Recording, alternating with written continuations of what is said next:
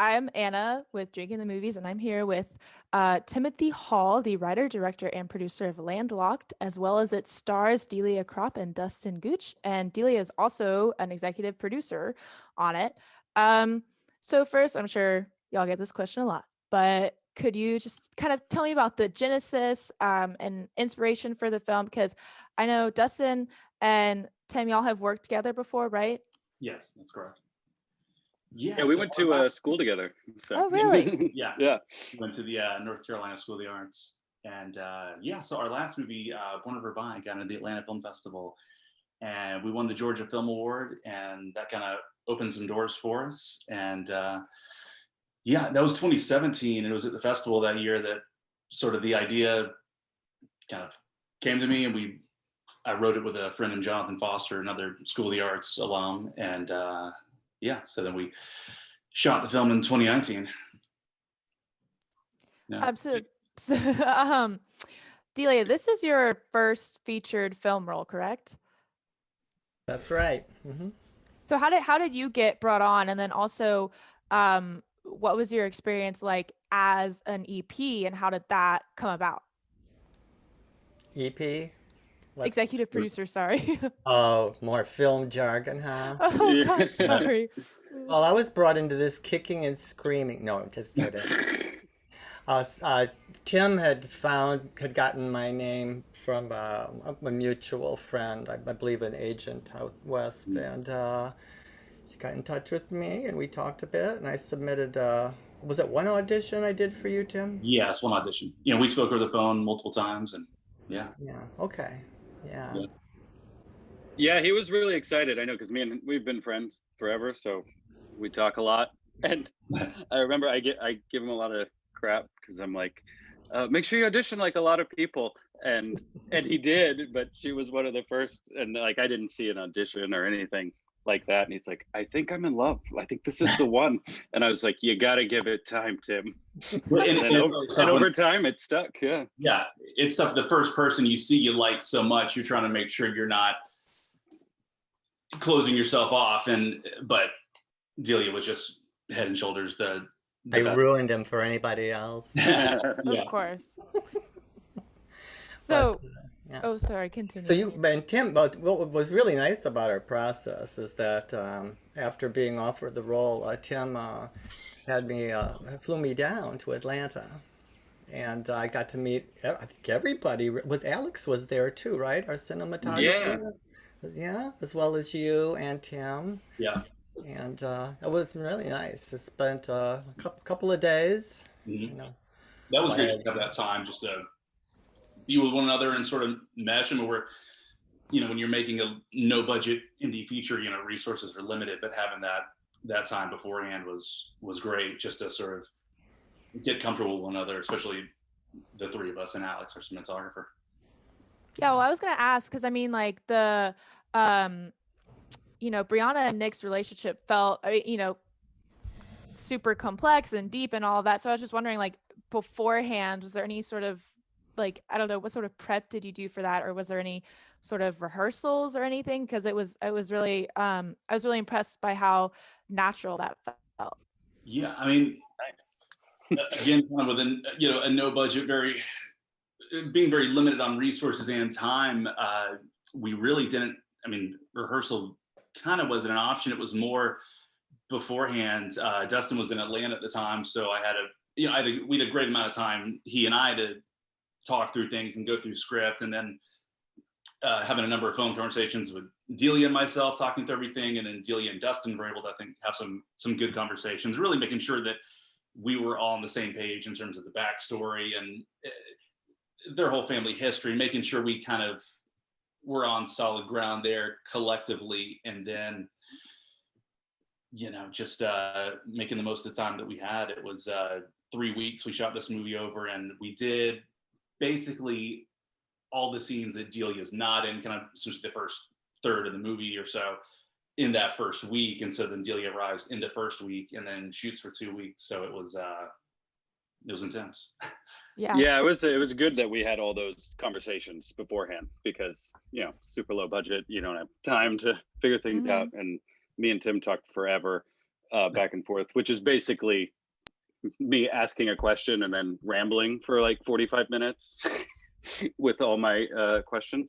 But it was great because me and Delia talked on the phone many times for a long time, just going back and forth, asking questions about the relationship and feeling, kind of feeling out. Like, I was like, well, I don't really understand this. And then Delia would be like, well, I think it's like this. And she's like, but I don't understand this. And I'd be like, I think it's like this. There was just a lot of like back and forth And figuring it out, My wife's a family and marriage therapist, so she's always been great just talking through character dynamics, family dynamics, and all of that. And just so, even for me, just being able to put names to things or understanding dynamics or kind of what psychologically makes the most sense, etc. But dynamics is a word that directors use a lot. It covers all the bases. Yeah. As an additional resource for me was a good friend of mine who is both an actress and a psychotherapist. Oh, wow. With experience in transgender families and in trauma. So she gave me a few insights into this as well. But for the most part, I mean, it wasn't rehearsed like a play would be rehearsed. Your rehearsal was your first take. Yeah. Absolutely. Yeah, that's so impressive because I have a dropped theater minor in school, and like so the idea, not that I like know that much about theater, but like the idea of just like doing something on the first take and like having all of that in your performances is like, wow, that's like really impressive. So and they could both talk to this, there's pros and cons to both. I mean, I think having that time to rehearse, and sometimes things can grow stale, but also sort of capturing those, sometimes you get little moments of magic where we are kind of finding it as we're going. And I mean, they're having this conversation for the first time, just as the characters are. And, there can be, little tiny gifts that come along in there. And I don't know, we had our drive-in last night, and there's just so many, seeing it again and seeing the two of them together and just their energy together and their chemistry on camera, I'm very happy with. I had one advantage really, is that I got to see Born River By, and I think there are maybe 10 frames where Dustin isn't on screen in that. Yeah, it's very very little. So I got a real sense for how he works, and how good he was, and that was really helpful. Yeah. It really was. well, y'all were talking about all the conversations you had beforehand, and were there any were there any script changes or any sort of changes at all that came from those conversations, or was it more just like going through what was there and then learning and then talking about just how to bring that best to life? Does that make sense? No, yes. Okay. Great question. I'd say the script changed more, I think, in the probably 6 months before filming, because it was kind of like we wrote the movie, and then it was a matter of figuring out how to make it on very little money, condensing a few things, or trying to tighten, or really kind of the ending changed a little bit. And so I think once we got there, it was more the gist of the scene remained the same. We might sort of find some new beats and whatnot, but I don't think it was drastic. Yeah, I feel like the rewriting essentially was like a lot of between me and Delia talking and Tim talking, like us, like me and Tim talking together, Delia and Tim talking together, and then me and Delia talking together. It was like we were writing the subtext a lot, it's not so much of the dialogue, if I remember correctly, it's a while ago now, that it was just there's a lot of backstory and a lot of stuff behind the lines, so it was just writing that kind of monologue in our brains, in our past history that was being flushed out constantly, even like right before a take, where it's like, okay, I think that's what this is. Okay, I hope it is. Let's go. For Tim, was there anything that like the writer, director, and you wanted to do, but the producer was like, no, that's not feasible? I was sort of the producer on this as well, so not really. I mean, really, it's for me in making these movies. Everything's decided upon. I mean, having, like I said, it's trying to use our disadvantages and making those advantages. It's just getting creative with the situation we find ourselves in, the limited resources, and so no, I mean, there was nothing crazy, no car chase scene or extended ocean scene that we couldn't do. But yeah, I mean, it was really just writing. I mean, the film was written, I think, expecting the, lack of resources that we had and trying to work that to our advantage. And then also, again, like as someone who's from Georgia, the fact that it's set in Georgia and it's not, you're not trying to pass off Atlanta or anything as New York, which happens so often, and you're like, that's not New York. But I was just wondering about, how do you decided on, I guess, St. Simon's and like the locations? Because I mean, it was pretty specific locations for this film. It wasn't just like generic beach or generic town. It was Smyrna and St. Simon's. Well, I mean, my whole thing and my passion is telling Southern stories. And I feel like while there's a lot of stuff filming here, there's not a lot of stuff telling authentic Southern stories. I think trying to dispel that we're, all living on dirt roads, wearing overalls and drinking tea out of mason jars. And, I think the South is a very complex. I think the South is a beautiful but haunted place. And I think we're at a really fascinating time where I think things are changing. And I think, in these last 4 years, a lot of anger and frustration that I felt, I wanted to sort of channel that and not make an angry and frustrated movie, but make a movie of reconciliation, which to me felt like the biggest, middle finger that I could give this time. And I mean, it's, I grew up going to St. Simon's, so that was an easy thing to be like, that was where their family grew up. That was part of their family history. And it was something familiar to me. And that was another positive in writing it with my co-writer, Jonathan Foster. We went down to St. Simon's and spent a day there and essentially having somebody that has fresh eyes and seeing it for the first time. And we just kind of went all over the island, and he wanted me to tell him any memory or thought that anything kind of brought back to me. And, it was the way the air hits you walking in the grocery store, stepping into Aunt Bed's, or my dad's fear of the bridge, or things like that all kind of work their way in. But so like I said, I mean, part of it's what we have available here in the state, but part of it too, that's completely what I want to do, is tell character-driven stories, of life in the South in a way that I don't feel like that I've seen, and that hopefully add to some sort of, furthering of public discourse and thoughtfulness and empathy, and really just taking a minute to listen to our fellow man. And I think tremendous things can happen when we step back and realize we don't know everything or don't understand everything, and just basic curiosity and asking questions and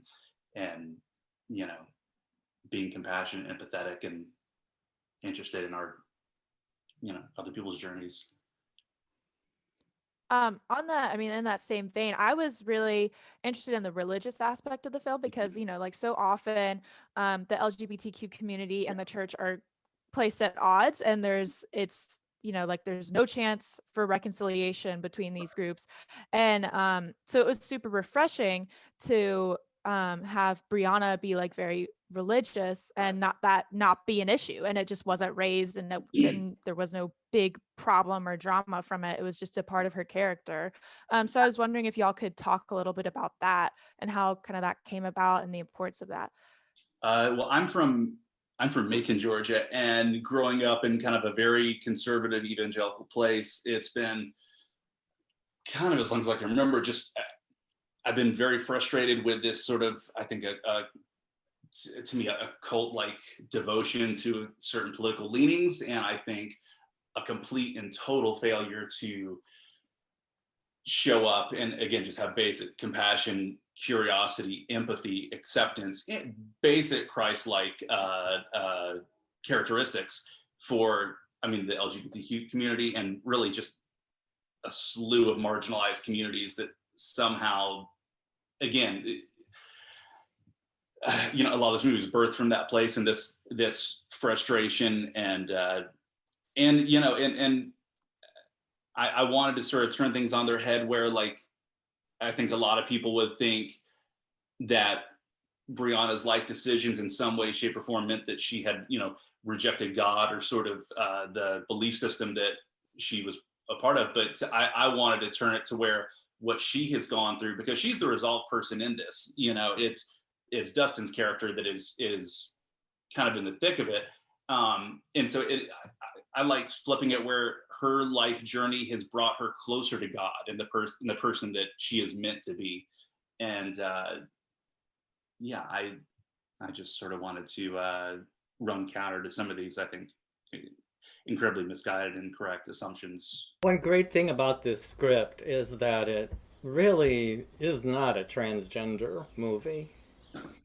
It's a very universal story, of how generations estranged, try to come together. And there is really nothing about Brianna except for the things, the separation and so on, things that happened when she had to leave the family that's trans-specific. And one of those is that she worships, not least of all because she had a really tough time, bottomed out, with the drinking and whatnot. And the church was a welcoming place. In real life, she probably had to look around a little bit, especially if it was a small Arkansas town. But yeah, there are actually Christian churches that are Christ-like, that are very open and accepting.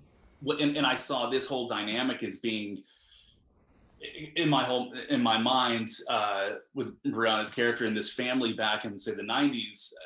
In this situation coming about, the church and a lot of the churches I grew up in would have been completely encouraging to Nick and his mother that completely severing ties and moving on was the right thing to do, and kind of no question about it. And so that's so much of what he's going through as he kind of talks to his wife of he's going through all this hard wiring that's been put in him from I think the sect of Christianity that he grew up in, and I think a lot of us can relate to, that have taken, I think, these, completely damaging and nonsensical approaches. And so their dynamic is very much a part of, I think, where the church, or so many churches, would have led them to believe that they were right, which is the dynamic we found themselves in, where both of these people feel like they were the ones that were abandoned.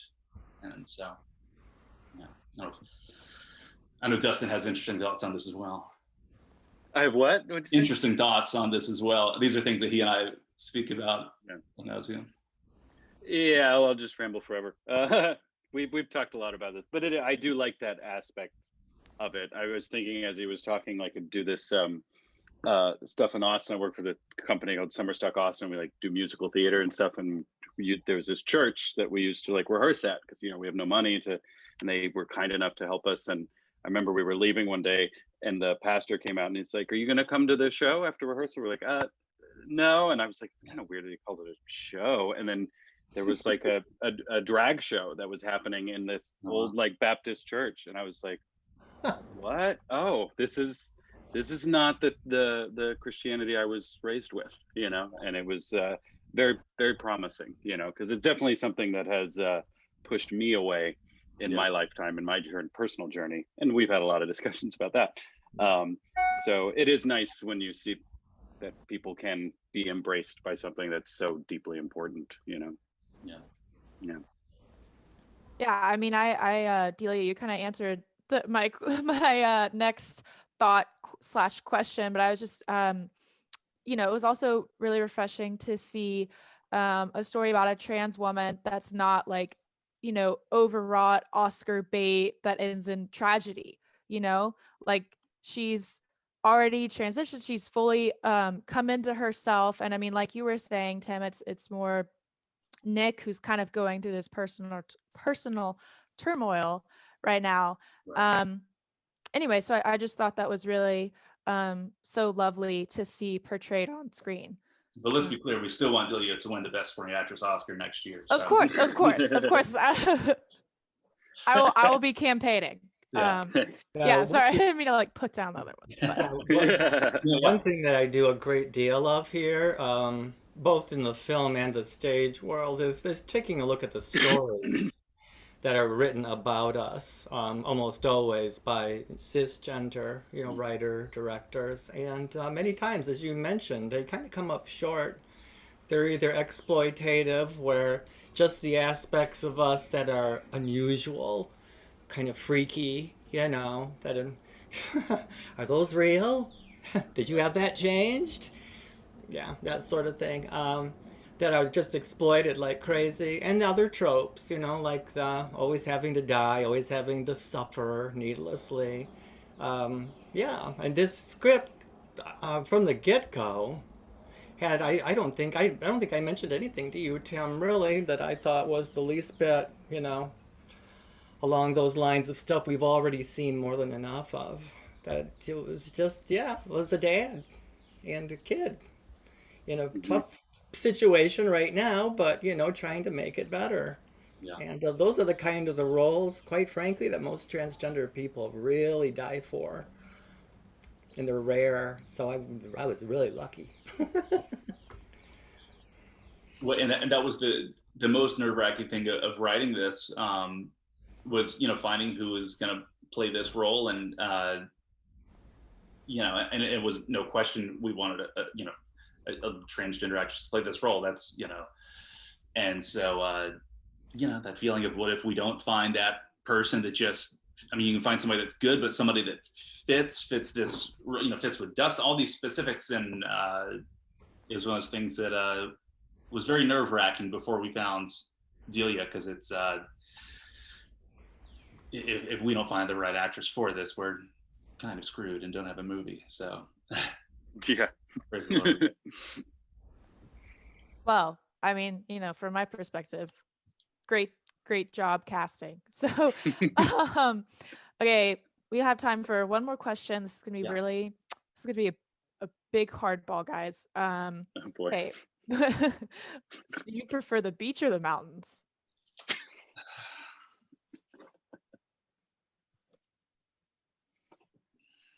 I really love the first day at the beach. Like when you get there, like that afternoon, you check in, there's like that fresh smell of, like, if you're staying like in a condo, you open up your suitcase, get your swimsuit out. Like you're just going to go out to the beach for a few minutes that afternoon. It's not hot. It's, kind of dusk and magic hour. And just like right at the beginning, probably the beach. I mean, but the mountains are great too. I don't know. So much thought. Yeah. That's Well, give me like the first 2 hours of a beach week or weekend, and that'll be at the top.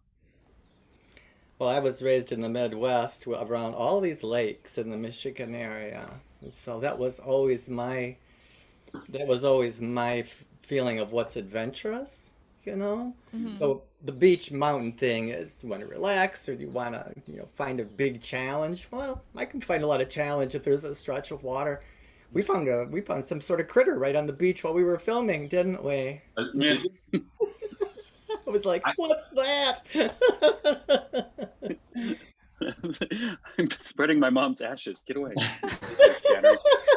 No, yeah, I'd have to say, I mean, I don't like having to pick. I'm one of those people. I'm like, oh, winter in the mountains, summer at the beach. But I'd say beach, and because I love the beach.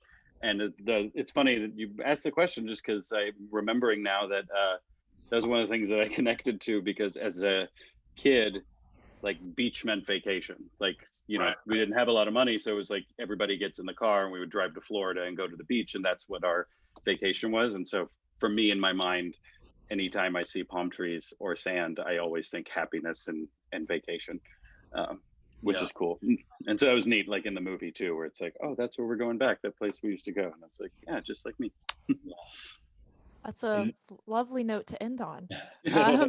Yeah, so thank you all so much again for chatting with me. This was really great. I mean, like I said, I really enjoyed the film. It was so heartwarming and touching. And so, Thank you for watching it. That's awesome. Yeah. No, I hope support. It's scary. I hope everyone watches it. Yeah, so thank you again.